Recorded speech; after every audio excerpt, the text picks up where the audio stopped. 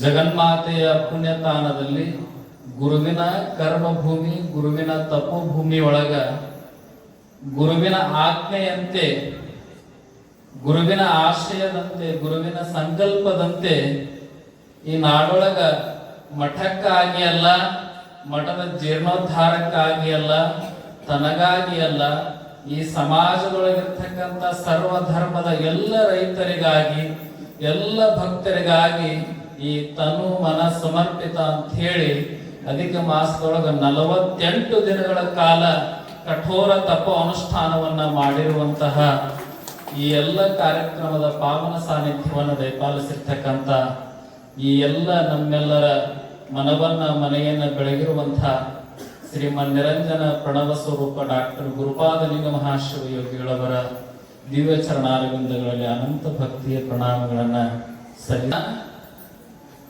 ಈ ಸಂಸಾರಕ್ಕೆ ಒಂದು ಟೈಮ್ ಅಂತ ಇರ್ತದ, ಮನುಷ್ಯನ ವ್ಯವಹಾರಕ್ಕೆ ಒಂದು ಟೈಮ್ ಅಂತ ಇರ್ತದ. ಯಾಕಂದ್ರ ಅದು ಲಿಮಿಟೆಡ್ ಇರುವಂತಹದ್ದು. ಆದ್ರೆ ನೆನಪಿಟ್ಕೋರಿ, ಸಂಸಾರವನ್ನ ದಾಟಿದ್ದು, ವ್ಯವಹಾರವನ್ನ ದಾಟಿದ್ದು, ಎಲ್ಲ ಕರ್ಮವನ್ನ ಗಳಿತಕ್ಕಂತ ಗುರುವಿನ ಭಕ್ತಿಗೆ ಯಾವತ್ತು ನಾವು ಟೈಮ್ ಇಟ್ಕೋಬಾರ್ದು. ಅದು ಯಾವಾಗಲೂ ಕೂಡ ಮಾಡ್ಕೊಂತಾನೆ ಇರ್ಬೇಕು. ಗುರು ಭಕ್ತಿಗೆ ಮಿತಿಯನ್ನ ಇಟ್ಕೊಂಡಿವಪ್ಪ ಅಂತಂದ್ರೆ ನಮ್ಮ ಪುಣ್ಯಕ್ಕೆ ನಾವು ಮಿತಿ ಕಟ್ಕೊಂಡಂಗ ಆಗ್ತದೆ. ಅದಕ್ಕೆ ಗುರುವಿನ ಭಕ್ತಿಗೆ ಯಾವತ್ತು ನಮ್ಮ ಮನದೊಳಗಾಗಲಿ, ನಮ್ಮ ಮನೆಯೊಳಗಾಗಲಿ ಮಿತಿಯನ್ನ ಇಟ್ಕೋಬಾರ್ದು. ಅನ್ಲಿಮಿಟೆಡ್ ಅಂತ ಒಂದು ಶಬ್ದ ಕೇಳ್ತಿರ್ತೀವಿ. ಹಂಗ ನಮ್ಮ ಮನಸ್ಸೊಳಗ ಭಕ್ತಿ ಅನ್ಲಿಮಿಟೆಡ್ ಆಗಿದೆ. ಹ್ಯಾಂಗೆ ಬಬಲಾದಿ ಮುತ್ಯಾನ ಬಬಲಾದಿ ಅನ್ನುವಂತ ಕ್ಷೇತ್ರ ಇದೆಯಲ್ಲ, ಹಂಗ ಗದಗ ಜಿಲ್ಲಾ ಅಂದಿನ ರೋಣತಾದ ಹಾಲಗಿರಿ ಅನ್ನದಾನೇಶ್ವರ ಮಠ ಅಂತ ಹೇಳಿ ಅದು ನಮ್ಮ ಗುರುಗಳ ಮಠ ರೀ. ಆ ಹಾಲಗಿರಿ ಅನ್ನದಾನೇಶ್ವರ ಮಠದೊಳಗ ಹಿರಿಯ ಅನ್ನದಾನ ಮಹಾಶಿವ ಯೋಗಿಗಳು ಅಂತ ಹೇಳಿ ಆಗಿರ್ತಾರೆ.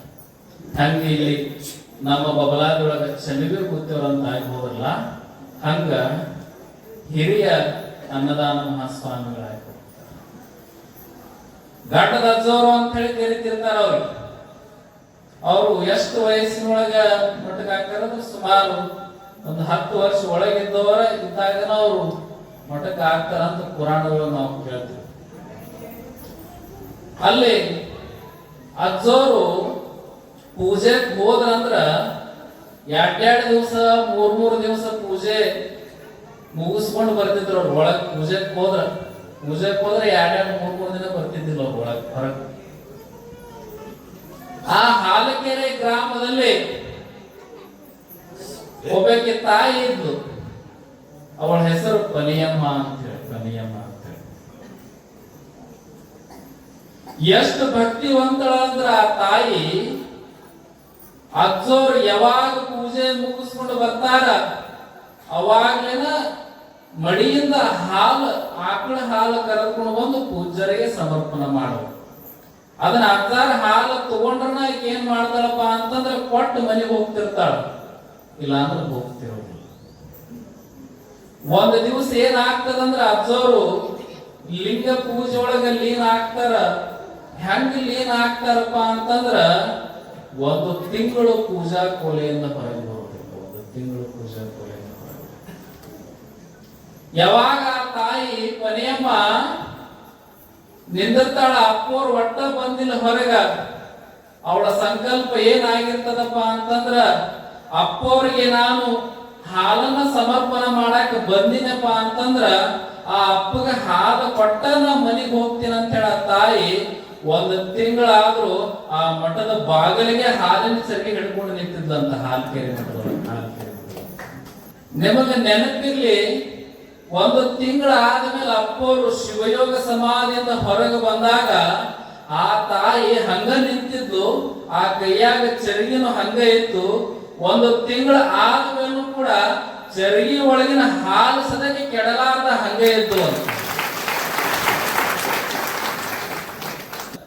ಭಕ್ತಿ ಅನ್ನುವಂಥದ್ದು, ಭಕ್ತಿ ಅನ್ನುವಂಥದ್ದು. ನಾವೇನು ನಿಮಗೆ ಬಂದು ಅಪ್ಪವ್ರ ಪೂಜೆ ಮುಗು ಮಠದ ಮುಂದೊಂದು ಸರಿಯಾಗಿ ಹಾಲು ಹಿಡ್ಕೊಂಡು ನಿಂದಿರಂತ ನಾವು ಹೇಳಂಗಿಲ್ಲ.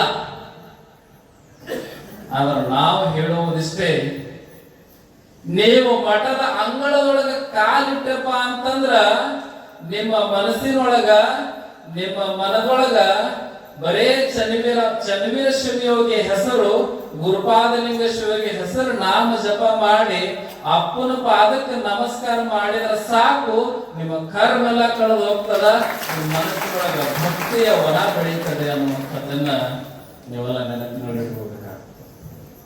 ಚನ್ನವೀರ ಮೂರ್ತಿಯವರ ಚರಿತ್ರೆಯನ್ನು ನೀವೆಲ್ಲ ಕೇಳ್ತೀರಿ, ಚನ್ನವೀರಪ್ಪವ್ರ ಚರಿತ್ರೆಯನ್ನು ನೀವೆಲ್ಲ ಕೇಳ್ತೀರಿ. ಒಂದ್ ದಿವಸ ಅಪ್ಪವ್ರು ಧ್ಯಾನಕ್ಕೆ ಕೊಡ್ತಿರ್ತಾರೆ. ಧ್ಯಾನಕ್ಕೆ ಕೂತಾಗ ತಾಯಿ ಬರ್ತಾಳೆ, ಜಗನ್ಮಾತೆ ಪ್ರಕಟನ ಆಗ್ತಾಳೆ. ಅಪ್ಪ ಚನ್ನವೀರ, ನೀನು ನನ್ನನ್ನ ಆರಾಧನೆ ಮಾಡಕತ್ತಿ, ನಿನ್ನ ಭಕ್ತಿಗೆ ಮೆಚ್ಚಿ ನಾನು ನಿನ್ನನ್ನು ನನ್ನ ಹತ್ರ ಕರ್ಕೊಂಡು ಹೋಗ್ಬೇಕಂತ ಮಾಡೀನಿ, ಮತ್ತ ಬಾ ನನ್ನ ಜೊತೆಗೆ ಅಂತ ಹೇಳ್ತಾರೆ. ಅವಾಗ ಚನ್ನವೀರಪ್ಪ ಅವ್ರು ಬಹಳ ಸುಂದರವಾಗಿರ್ತಕ್ಕಂಥ ಮಾತನ್ನು ಹೇಳ್ತಾರೆ. ತಾಯಿ, ಇದನ್ನೆಲ್ಲ ಬಹಳ ನೀವೆಲ್ಲರೂ ಗಮನ ಇಟ್ಟು ಕೇಳಬೇಕಾಗ್ತದ. ತಾಯಿ ಕರೆದಾಗ ಅಪ್ಪವ್ರಿಗೆ ಖುಷಿ ಆಗ್ತದ. ನಾ ಇದ್ದಾಗಲೇ ನನ್ನ ಜೀವನವನ್ನ, ನನ್ನ ಭಕ್ತಿಯನ್ನ, ನನ್ನ ತಪಸ್ಸನ್ನ ನೋಡಿ ತಾಯಿ ಕರೆಯಕತ್ತಾಳಂದ್ರ ನನಗ ಬಹಳ ಖುಷಿ ಆಗಕತ್ತದವ. ನನಗ ಬರಾಕೇನು ಅಭ್ಯಂತರ ಇಲ್ಲ. ಈ ಕಾಯದ ಆಯುಷ್ಯ ಮುಗಿದ ಮ್ಯಾಲ ನಿನ್ನ ಸಾನ್ನಿಧ್ಯದ ಬರುದ ಅದನ ಆಯುಷ್ಯ ಮುಗಿದ ಮ್ಯಾಲ. ಆದ್ರೆ ನೀ ಏನಿ ಆಯುಷ್ಯವನ್ನ ಕೊಟ್ಟಿಯಲ್ಲ, ಈ ಆಯುಷ್ಯವನ್ನ ನಾನು ಎಲ್ಲಿ ಕಳಿಬೇಕಪ್ಪ ಅಂತಂದ್ರ ನೀನು ಸೃಷ್ಟಿ ಮಾಡಿರ್ತಕ್ಕಂಥ ಈ ಜಗತ್ತಿನೊಳಗ ಭಕ್ತರ ಕಲ್ಯಾಣಕ್ಕಾಗಿ ನಾನು ದುಡಿದ್ರೆ ಮಾತ್ರ ನಿಮ್ಮ ಕೃಪೆ ನನಗೆ ಆಗ್ತದೆ ಅಂತೇಳಿ ನಾನು ನಂಬಿ ಬದುಕಾಕತ್ತೀನವ. ನನಗೆ ಭಕ್ತರಿಗೆ ಆಶೀರ್ವಾದ ಮಾಡೋ ಶಕ್ತಿಯನ್ನು ಕೊಡು ಅಂತೇಳಿ ಅಪ್ಪವರು ತಾಯಿ ಕರೆದ್ರ ಸದೇಕ ಇಲ್ಲೇ ಉಳಿದಾರಪ್ಪ ಅಂತಂದ್ರ ನಿಮ್ಮ ಬಬಲಾದಿ ಗ್ರಾಮಸ್ಥರ ಭಕ್ತಿ, ನಿಮ್ಮೆಲ್ಲರ ಪುಣ್ಯ ಎಂಥದ್ದು ಅಂತ ಹೇಳಿ ನೀವೆಲ್ಲ ಒಂದು ಸರ್ತಿ ಆತ್ಮಾವಲೋಕನ ಮಾಡಬೇಕಾಗ್ತದೆ. ಈ ಕ್ಷೇತ್ರಕ್ಕೆ ನೀವು ಅಷ್ಟ ನಡ್ಕೊಂತೀರೇನು? ಇಲ್ಲ, ಒಂದು 100 ಹಳ್ಳಿ ನಡ್ಕೊಂತಾವ, ಹೌದಲ್ರಿ? ಇಲ್ಲೇ ಆಸಂಗಿ ಅದ, ನಿಮ್ಗೆ 3 ಮಠ ಆಸಂಗಿ ಅಲ್ಲ, ಎಳಸಂಗಿ ಎಲ್ಲ 3 ಮಠ. ಮತ್ತ ಚನ್ನವೀರಪ್ಪವ್ರಿಗೆ ಯಾಕೆ ಎಳಸಂಗಿಯ ಭಗವಂತ ಅಂತ ಅನ್ಲಿಲ್ಲ? ಯಾಕೆ ಚನ್ನವೀರಪ್ಪವ್ರಿಗೆ ಗುಲ್ಬರ್ಗ ಭಗವಂತ ಅಂತ ಯಾಕೆ ಅನ್ಲಿಲ್ಲ? ಚನ್ನವೀರಪ್ಪವ್ರಿಗೆ ಯಾಕೆ ಇಲ್ಲೇ ಕಲ್ಲಹಂಗರ ಐತಲ್ರಿ, ಅಲ್ಲಿ ಭಗವಂತ ಯಾಕೆ ಅನ್ಲಿಲ್ಲ?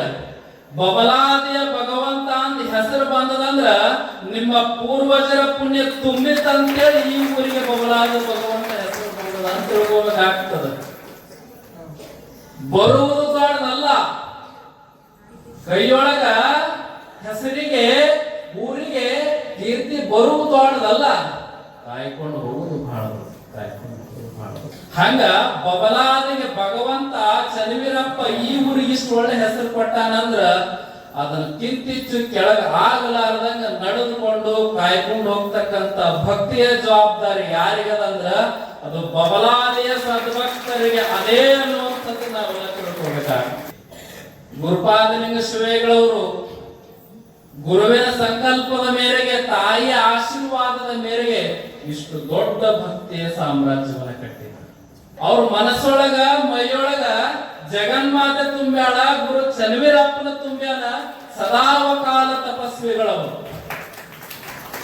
ಆದ್ರ ಇಷ್ಟೆಲ್ಲವನ್ನ ವೈಭೋಗವನ್ನ ಬಿಟ್ಟು, ಇಷ್ಟೆಲ್ಲ ಕಾರ್ಯಕ್ರಮಗಳನ್ನ ಬಿಟ್ಟು ಅವರು ಅಲ್ಲಿ ನಿರ್ಲಿಪ್ತರಾಗಿ ತಾಯಿಯ ಸಾನ್ನಿಧ್ಯದೊಳಗ 48 ದಿನಗಳ ಕಾಲ ಉಪವಾಸ ವನವಾಸಿದ್ದು ಅವ್ರು ಹಗಲು ರಾತ್ರಿ ತಪಸ್ಸನ್ನ ಮಾಡ್ತಾರಂದ್ರ ಅವರ ಸಮಾಜಕ್ಕೆ ಕೊಡ್ತಕ್ಕಂತ ಸಂದೇಶ ಒಂದೇ, ಎಲ್ಲ ಸಂಪತ್ತು ನಶಿಸಿ ಹೋಗ್ತದ, ಭಕ್ತಿಯ ಸಂಪತ್ತು ಮಾತ್ರ ಉಳಿತದ ಅನ್ನುವ ಸಂದೇಶ ಕೊಡಾಕ ಅವರು ಅಲ್ಲಿ ಅನುಷ್ಠಾನ ಮಾಡ್ತಾರೆ.